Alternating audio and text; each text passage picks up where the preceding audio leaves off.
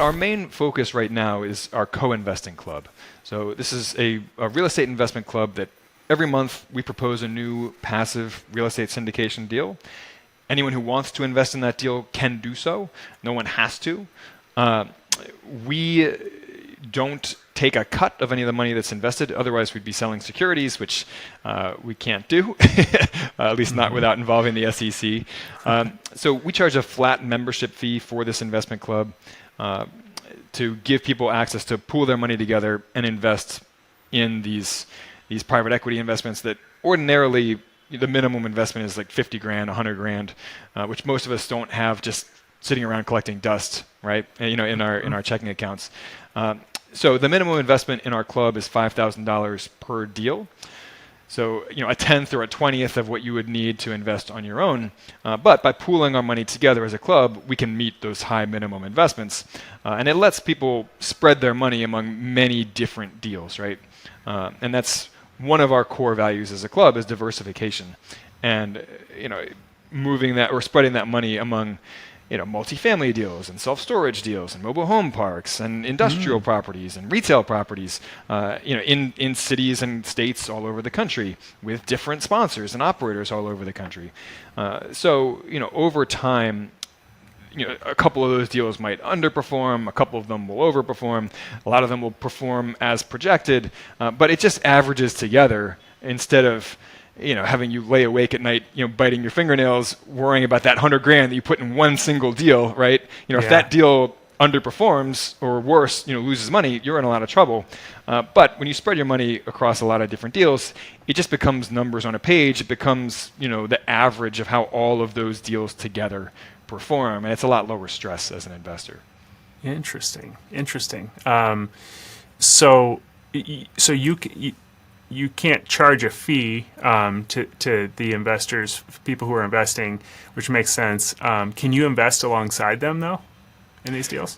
So I invest my personal money in every single deal alongside our club members. So that's awesome. Yeah, I mean that's part of our mission here is to keep our interests 100% aligned with our club members.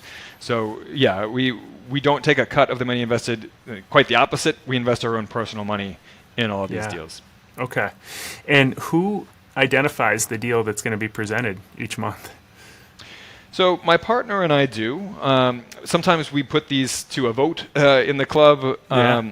That gets a little tricky, when you're dealing with hundreds of investors who, all have an opinion on the matter and different opinions, right?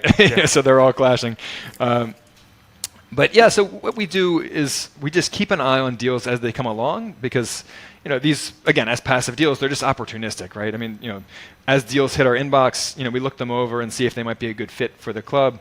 If they think they are, then we'll propose it as that month's deal. And we bring the sponsor on to a group video chat, and our club members can ask the sponsor questions directly. Which is great because they come up with questions that may not have occurred to my partner or me. In some cases, they have specific knowledge about that location. And, so a month or two back, we were evaluating a deal in Dallas, and I've never been to Dallas. But we had a club member who lived 5 minutes down the road from the apartment complex that we were talking about investing in. So we got to hear from her. The boots on the ground analysis of, just how much demand there is for rental housing in that neighborhood, how there is an insufficient supply of, higher end rental units, and she got to tell us about the location and, how good or bad was the location. So, that's the beauty of investing with other people as part of a club is you're basically crowdsourcing all of that knowledge, as you vet these deals. I see. Got it. Interesting. And have you, I know it's probably, maybe it's too new to know this yet, but have you been able to track performance overall? I know you said some are lower than expected, some are higher than expected. Do you know overall, like generally where performance has been compared to what you were expecting or projecting? Yeah, so these deals are medium to long-term deals, so typically 2 to 7 years. We we just started investing in passive real estate syndications last year, so none of these deals have gone full cycle yet. Most of them are paying distributions. So we are collecting cash flow each month on those deals, but none of them have actually sold yet to close out the deal and finalize the returns. But that being said, in our club we did do a couple single family properties, like I said, as kind of an experiment before we got into the passive deals.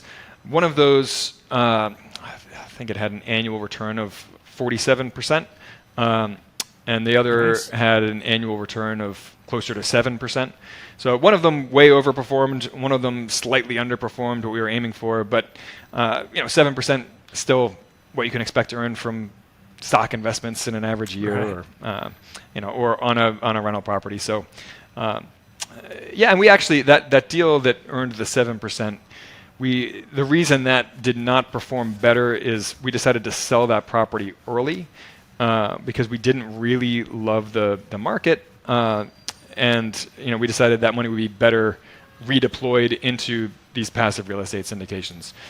So we just decided to close it out earlier than expected, take the returns and put it elsewhere.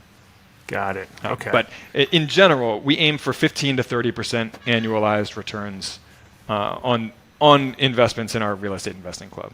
Okay. Yeah, that's what I was going to ask, because a lot of people ask me that, for a passive investment, which, for people who are listening who aren't familiar with different types of real estate investing, most of the time when people are referring to being a passive investor, it means somebody else is putting the deal together, like the operator or syndicator, and then they need investors, equity investors, who are going to own a small share of that deal, but they're going to be 100% hands-off for the most part. Like, you're not making any decisions or anything like that. You're just investing in their deal. And so the returns, obviously, for something like that, are typically different. You're targeting different returns from something that you're more hands-on with, because, like you talked about earlier, you got to account for your time. So you said 15 to 30% return on your cash that you're investing is what you're shooting for. Yeah, that's what we're aiming for, and that's a combination of the cash flow, the distributions that we're earning while we own the investment, and then the profits upon sale. Most of these deals, the bulk of the returns come from the profit upon sale, but some of them are more cash flow oriented. So the distribution yield on these is typically not super high, at least in the first year or two. You're usually looking at like 4 to 6%, which is still better than most stocks, right? But it's not an enormous yield. And then when the distribution, sorry, just to cut you off again here, just to explain it. So distribution yield is, in these passive investments, typically it's like quarterly or, semi-annually or something like that. You're getting a payout. You're getting cash flow payouts, dividends. Even though your money's still invested, you get kickoff of cash. And so that's what Brian's referring to. Yeah, absolutely. One of the things that's cool about these deals is that sometimes instead of selling the property, they will refinance it and return some or all of investors' initial investment back to them. But we, as limited partners, LPs, passive investors, we keep our ownership interests, our equity interest in that property. So we keep collecting income distributions, even though we've gotten some or all of our money back. Wow. And so we can go and reinvest that money somewhere else and keep stacking up these investments in our portfolio with the same money that we originally invested with.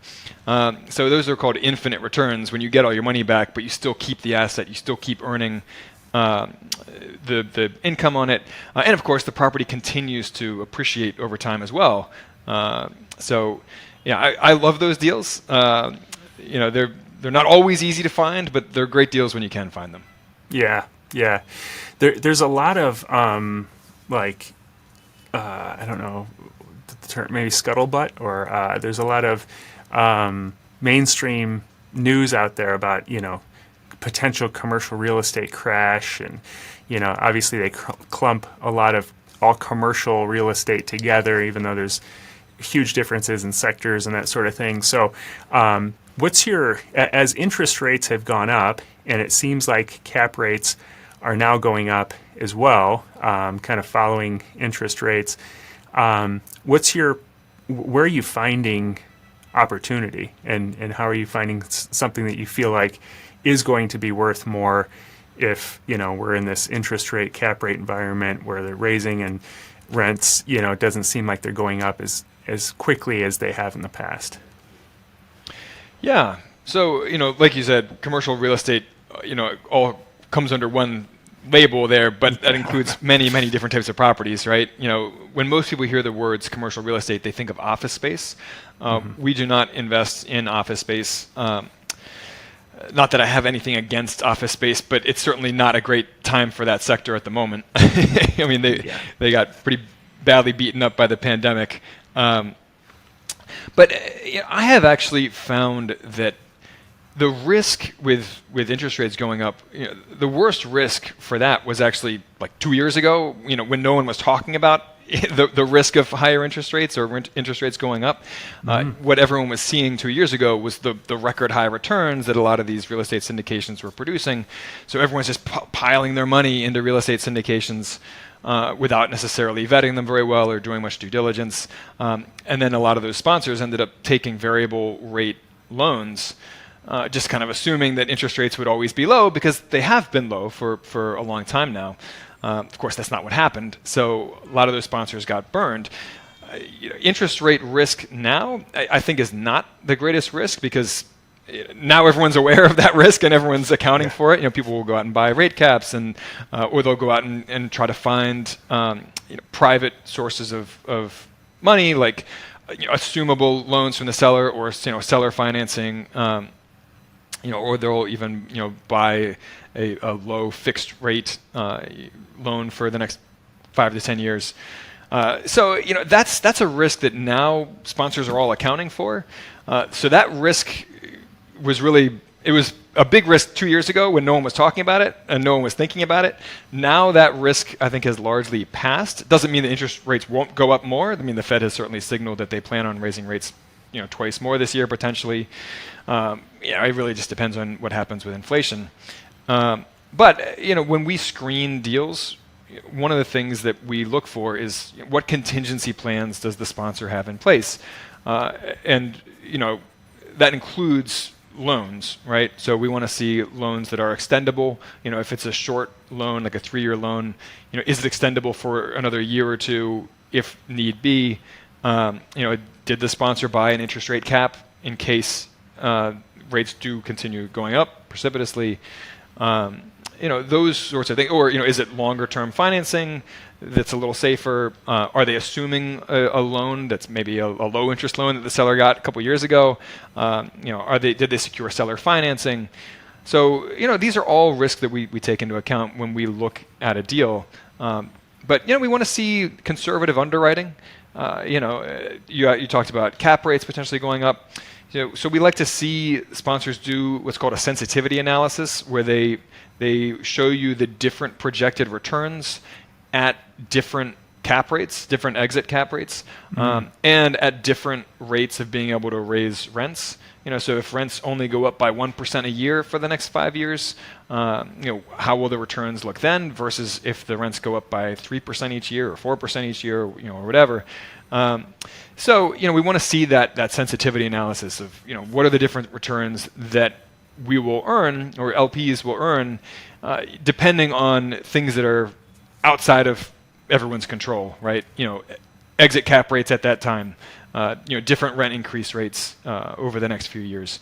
And we want to see that as conservative as possible. And we'd like to see that even in the worst case scenario, the nightmare scenario, we're still making money. It may be underperforming, right? It may be less money than we were hoping and expecting to earn, but not a loss, right? Yeah. So it's a long-winded answer, but hopefully that answers your question.